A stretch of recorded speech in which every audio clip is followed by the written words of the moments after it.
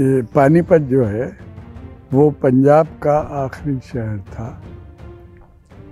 मुसलमान कल्चर बहुत डोमिनेंट था।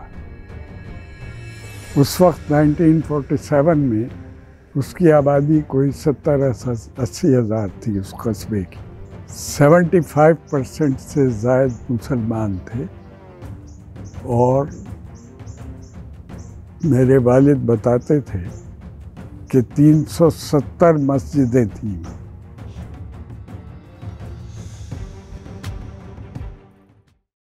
अच्छा डॉक्टर साहब, ये ज़रा बताइएगा कि आप ज़ाहिर है आप जिस एज में पाकिस्तान आए तो उस वक्त आपको ज़ाहिर है पूरी तरह होश था। तो उस ज़माने में आपका बचपन वहाँ पानीपत में कैसा गुजरा और लोग वहाँ की मुआशरत क्या थी, लोग कैसे थे? देखिए, पानीपत एक तारीखी कस्बा था। दिल्ली से 22 मील पंजाब की तरफ था और उस वक्त पंजाब का ही हिस्सा था। ये अलग पंजाब से बाद में हुआ है वो इलाका। जी, हरियाणा इंडिया ने किया अलग। अब तो इंडियन पंजाब में से 4 सूबे बना दिया उन्होंने। तो झारखंड अलग कर दिया है, पहाड़ी इलाका जो था हिमाचल प्रदेश शिमले वाला वो अलग कर दिया है, और हरियाणा। तो ये पानीपत जो है वो पंजाब का आखिरी शहर था। मुसलमान कल्चर बहुत डोमिनेंट था। उस वक्त 1947 में उसकी आबादी कोई 70-80 हज़ार थी उस कस्बे की। 75% से ज़ायद मुसलमान थे और मेरे वालिद बताते थे कि 370 मस्जिदें थीं सिर्फ पानीपत में। हमारे घर के बराबर भी एक मस्जिद थी, छोटी सी, बहुत पुरानी, पता नहीं कब की थी। दीवार कॉमन थी बीच में। हम अपनी छत पे से कूद के उस पे चले जाते थे और ये मशहूर था कि इस मस्जिद में एक जिन भी रहता है जिसका नाम हाफिज नूरा था। अच्छा। और हम ये कहा करते थे कि जुमेरात की रात को हाफिज नूरा तिलावत करते हैं इस मस्जिद में, उसकी आवाज़ आती है हमें। बिल्कुल सही। तो ये कल्चर जो था पानीपत का, वहाँ की क़िरत बहुत मशहूर थी और उसका एक बैकग्राउंड था। बहुत अरसा पहले हज पे एक पानीपत के मौलाना जो थे वो अपने खेमे में, जहाँ खेमे लगते हैं हाजियों के, वहाँ तिलावत कर रहे थे। बराबर का खेमा एक मिस्र की धोबन का था। वो अपने बच्चे को 6-7 साल के मार रही थी और साथ ये कहती जा रही थी उससे कि मैं तुझे ऐसे ज़िबा कर दूंगी जैसे ये हिंदी कुरान को ज़िबा कर रहा है।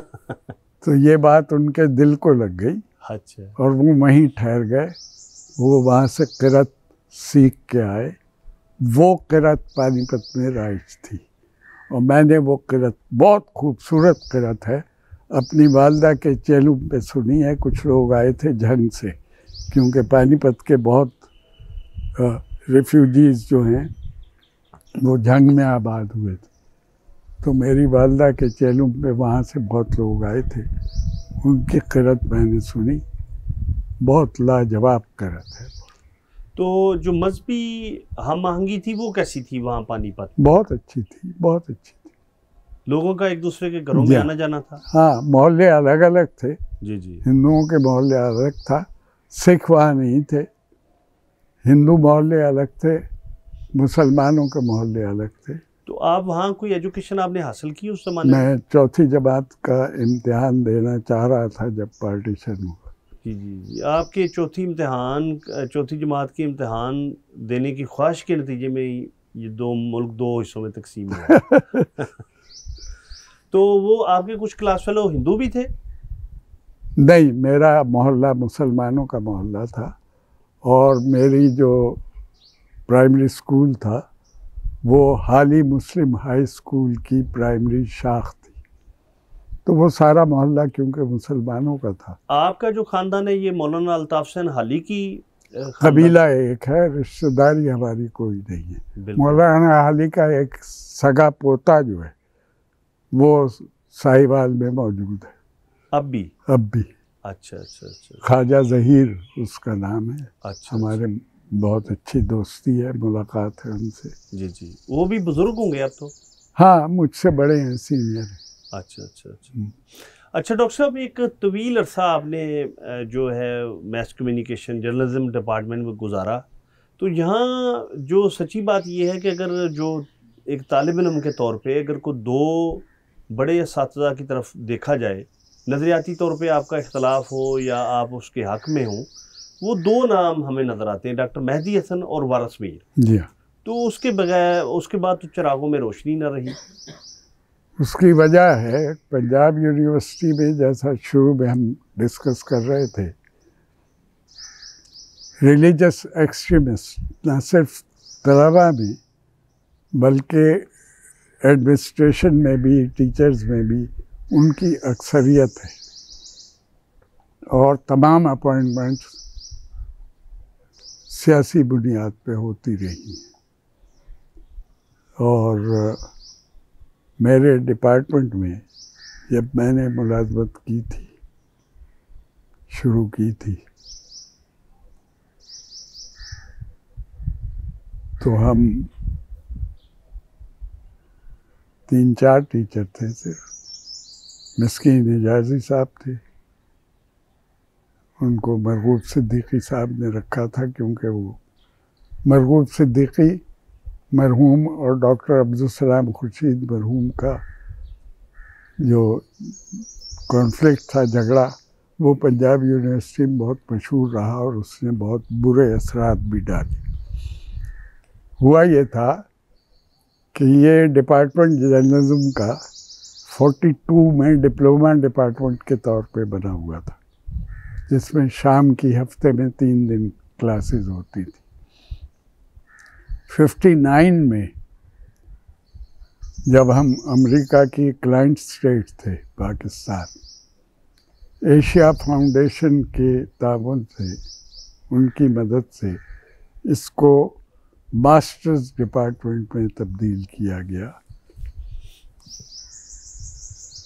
और पहले बैच में से मिस्कीन हिजाजी निकले, दूसरे तीसरे बैच में से वारिस मीर साहब आए थे और 1964 में मैंने वहाँ से मास्टर्स किया। हमारी क्लासेस इकट्ठी होती थी, यानी प्रीवियस और फाइनल, क्योंकि एक ही कमरा था ओल्ड कैंपस में हमारे पास। तो कंबाइंड क्लासेस में 8-9 स्टूडेंट हुआ करते थे एक क्लास में, तो कंबाइंड क्लासेस मरगूब सिद्दीकी और अब्दुल सलाम खुर्शीद लेते थे। बाकी लोग अखबारात से, पाकिस्तान टाइम्स से ज़्यादातर पार्ट टाइमर के तौर पे आते थे। बाद में जब इसे जर्नलिज्म से मैस कम्युनिकेशन में तब्दील किया गया तो बहुत से मज़ामीन सब्जेक्ट इसमें इंट्रोड्यूस हुए। पब्लिक रिलेशंस इंट्रोड्यूस हुआ, एडवर्टाइजिंग इंट्रोड्यूस हुआ, फिर टीवी आया 64 में, टीवी इंट्रोड्यूस हुआ, रेडियो जर्नलिज्म इंट्रोड्यूस हुआ। तो ये तमाम तब्दीलियाँ आती रही और इसके मुताबिक टीचर्स भी भर्ती होते रहे। लेकिन मेरे अलावा बाकी तमाम टीचर्स जो हैं वो मज़हबी तरफ झुकाव रखने वाले भर्ती किए गए।